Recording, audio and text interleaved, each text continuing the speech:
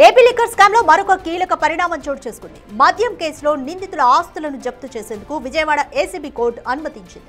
గతంలో ప్రభుత్వం జారీ చేసిన 111/126 జీవోల్లోని ఆస్తులను జప్తు చేసేందుకు అనుమతించాలని ఏసీబీ కోర్టులో పిటిషన్ దాఖలు చేశారు సిట్ అధికారులు. దీనిపై విచారించిన ఏసీబీ న్యాయస్థానం ఆస్తుల అటాచ్మెంట్ కు అనుమతినిచ్చింది.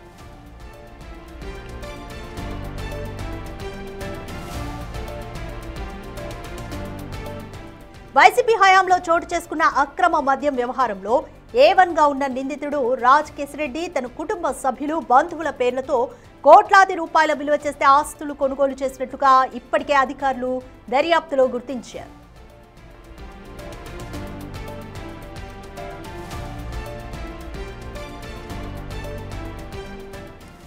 ఏపీ లిక్కర్ స్కామ్ కేసుకి సంబంధించి మరొక ట్విస్ట్ నెలకొందనే చెప్పుకోవచ్చు.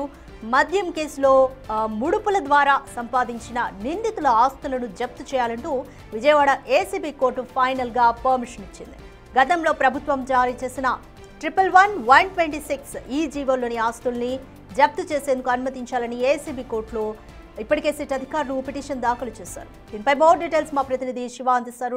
శివ, మద్యం ముడుపులతో సంపాదించిన ఆస్తులను జప్తు చేయాలంటూ కూడా ఇప్పటికే ఏసీబీ కోర్టు అనుమతించింది. సో కంప్లీట్ డీటెయిల్స్ చెప్పండి. మొత్తం మీద చూసుకుంటే ఏదైతే వైసీపీ హయాంలో జరిగిన 3,500 కోట్ల రూపాయల మద్యం కుంభకోణానికి సంబంధించి కూడా ఆస్తులను అటాచ్ చేసేందుకు 11 కోట్ల ఆస్తులను అటాచ్ చేసేందుకు విజయవాడ ఏసీబీ న్యాయస్థానం అనుమతి మంజూరు చేసింది. వివిధ ప్రాంతాల్లో, రాష్ట్రంలో వివిధ ప్రాంతాల్లో ఉన్న వాటికి సంబంధించి ఆస్తులని అటాచ్ చేయాలని చెప్పి కూడా గత 2 నెలల కాలంగా కూడా అధికారులు కోరుతున్న పరిస్థితి కనిపిస్తోంది. కానీ కోర్టు నుంచి అనుమతి రాని పరిస్థితి కనిపించింది. ఇప్పటికే ఏపీ ప్రభుత్వం కూడా ఆస్తుల అటాచ్ కు సంబంధించి హైదరాబాద్ లో 9 చోట్ల, బెంగళూరులో ఒక చోట, అలాగే విజయవాడ తదితర ప్రాంతాల్లో మరొక చోటకు సంబంధించి 11 కోట్ల ఆస్తులను అటాచ్ చేసేందుకు కూడా మెమో కూడా జారీ చేసింది. అయినప్పటికీ కోర్టు నుంచి అనుమతి రాకపోవడంతో జాప్యం కొనసాగింది. తాజాగా పూర్తి స్థాయిలో ప్రభుత్వం తరపు నుంచి కూడా వాదనలు బలంగా వినిపిస్తున్న నేపథ్యంలో మొత్తం 11 కోట్ల ఆస్తులను అటాచ్ చేస్తూ కూడా ఏసీబీ న్యాయస్థానం ఆదేశాలు జారీ చేసింది. మొత్తం జీవో నెంబర్ 111, 126 సంబంధించి 2 జీవోలను గతంలో ప్రభుత్వం ఇచ్చింది.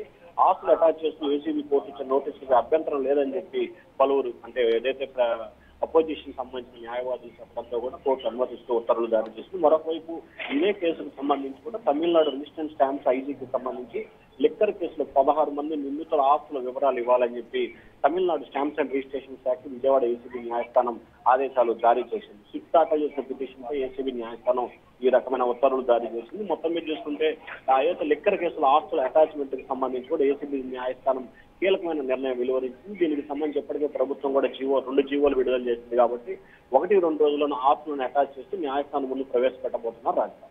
రైట్ శివ, అంటే A1 గా ఉన్న రాజ్ కేసిరెడ్డి తన కుటుంబ సభ్యులు బంధువుల పేర్లతో ఎంత మేరకు ఆస్తులు కొనుగోలు చేశారు, ఎంతవరకు కోర్టు రికవరీ చేయబోతుంది, ఇంకా ఈ 11 కోట్లతో పాటు ఇంకా ఎంత ఆస్తుల మేర కోర్టు రికవరీ చేయబోతుంది అనుకోవచ్చు?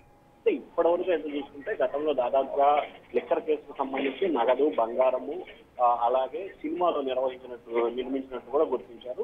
తాజాగా పలు చోట్ల హైదరాబాద్ లో 9 చోట్ల, బెంగళూరుతో పాటు బెంగళూరు 2 చోట్ల, చెన్నైలో 1 చోట, అలాగే ఆంధ్రప్రదేశ్ లో 2 చోట్ల ఆస్తులను గుర్తించింది సిట్టు. వీటిలో 11 సంబంధించిన ఆస్తులను మాత్రమే అటాచ్ చేస్తూ ఏసీబీ న్యాయస్థానం నిన్న ఉత్తర్వులు జారీ చేసింది. దానికి సంబంధించి పూర్తి స్థాయిలో విచారణ కొనసాగిన తర్వాత మిగిలిన ఆస్తులకు సంబంధించి, అంటే ఇప్పటివరకు ఈ ఆస్తులకు సంబంధించి అంతవరకు సరిపోతుంది, అలాగే స్కామ్ సంబంధించి సరిపోతుందా లేదా అనేది పరిశీలించుకున్న తర్వాత మిగిలిన అంశాలకు సంబంధించి కూడా మరొక పిటిషన్ దాఖలు చేసే అవకాశాలు అయితే కనిపిస్తా ఉన్నాయి. Thank you Shiva.